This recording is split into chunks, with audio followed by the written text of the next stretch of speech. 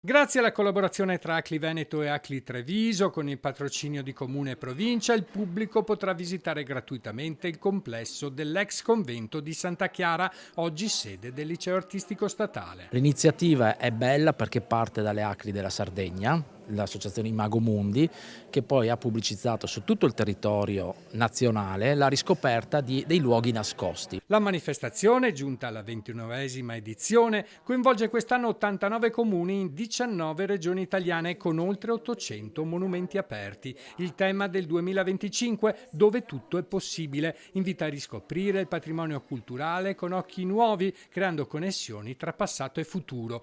Il complesso trevigiano, un tempo convento delle Clarisse, poi stazione postale, magazzino e infine collegio, è uno dei luoghi più significativi della città, testimone di secoli di trasformazioni. Dal 1975 ospita il liceo artistico e conserva ancora oggi tracce dell'intervento architettonico firmato da Luciano Gemin, allievo di Carlo Scarpa. A guidare i visitatori saranno proprio gli studenti dell'istituto. Scopriremo ad esempio che sono ancora presenti delle opere legate al periodo in cui questa nostra scuola è stata anche la sede dell'Istituto Femminile Turazza, ad esempio una statua di Giovanna d'Arco che adorna il nostro cortile ex chiostro e che doveva svolgere la funzione di stimolo per le turazzine che qui si formavano e imparavano anche un mestiere.